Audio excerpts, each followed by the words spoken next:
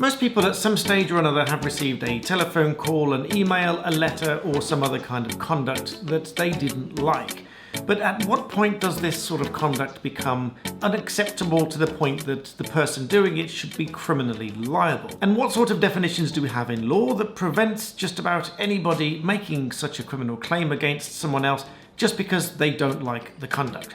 That's what I'm talking about today, but first of all, if you're new to me, I'm a barrister who helps you understand law, and very often I will make a video about something that you would like to hear about, so leave your questions and comments below, and don't forget to check out Black Belt Secrets, where I answer more of your questions left in the comments. So if a course of conduct is such that it becomes harassment of another person, quite rightly there should be something in law that prevents this from happening. Most people will refer to this as stalking, but harassment, as it's defined in the Act, which I'm going to explain, amounts to a course of conduct. And it is the Protection from Harassment Act of 1997 that sets out the law on this. But of course, it isn't just a piece of legislation.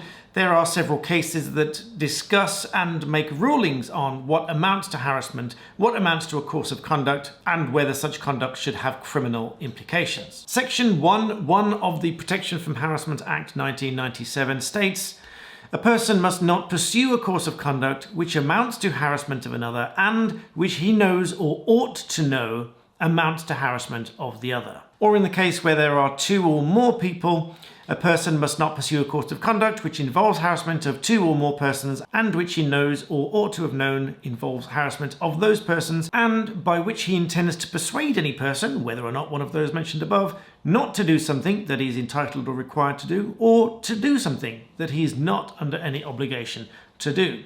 And Section 2.1 provides that a person who does pursue a course of conduct in breach of either of those sections is guilty of an offence. So what exactly do we mean by a course of conduct, and what does this conduct entail? The course of conduct is a relatively straightforward thing to deal with. This is dealt with in Section 7. Section 7.3 reads, "For a single person, conduct on at least two occasions in relation to that person, or B, in the case of two or more persons, at least one occasion in relation to each of those persons." And there are numerous case law decisions on what amounts to a separate act when defining a course of conduct. Everything from 95 phone calls made during the course of an hour and a half to a few letters sent some 4.5 months apart. So it isn't really the course of conduct in terms of how often it happens that is the difficult thing to overcome here.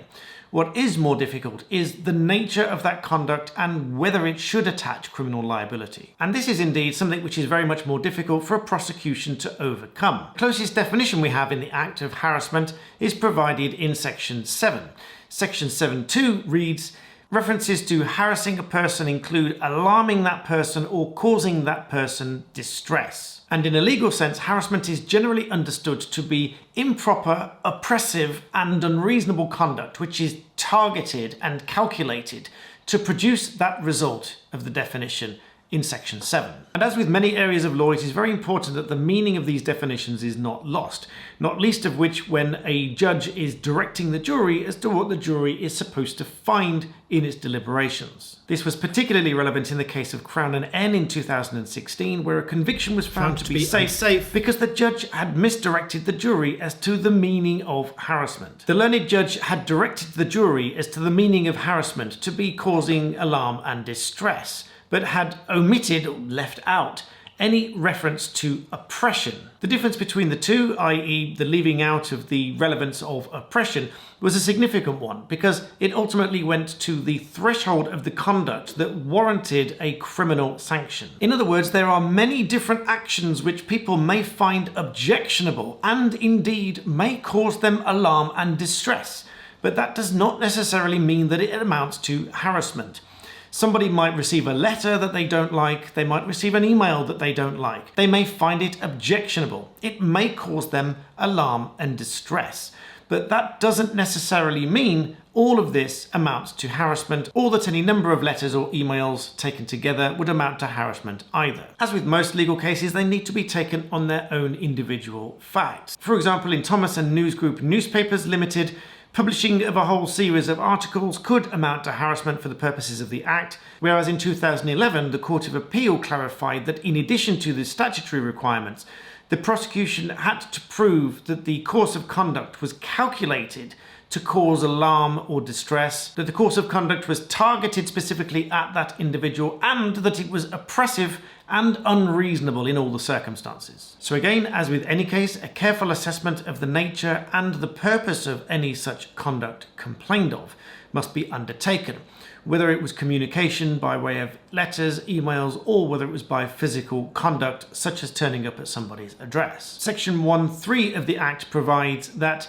subsection 1 or 1A, as we discussed before, does not apply to a course of conduct if the person who pursued it shows either that they pursued it for the purposes of preventing or detecting crime, B, that it was pursued under any enactment or rule of law, or to comply with any condition or requirement imposed on any person by any enactment, or that in the particular circumstances that the pursuit of the course of conduct was reasonable. So you may find yourself in many situations that you are required to send a letter to another person that they may not like. This happens all the time in legal cases where someone else may well be alarmed and distressed at the content of a letter because by its nature it may be argumentative or arguing a different point of view. But provided that that communication was not sent for the purpose or to be reckless as to whether it was oppressive and causing alarm and distress, and that altogether it was unreasonable, a court may well find that in those particular circumstances that conduct was reasonable. Also, in many cases, if you are considering suing somebody and the civil procedure rules require that you do write to that other person and seek from them any information that you need and put them on notice if necessary that you might be suing them, this would be in compliance with the civil procedure rules, and again, provided that it was not sent with the intention of causing alarm and distress and of being oppressive at the same time. You may well be successful in setting out your defence under section 3B in that you are complying with the civil procedure rules in doing so. Again, this video cannot possibly cover every argument to do with harassment, but if you do have questions, you can leave them in the comments and I can come back to them probably over on Black Belt Secrets, so make sure you subscribe there as well. But in the meantime, I hope you found this a useful overview as to what harassment is and what the relative defences are. And in the meantime, stay humble and subscribe.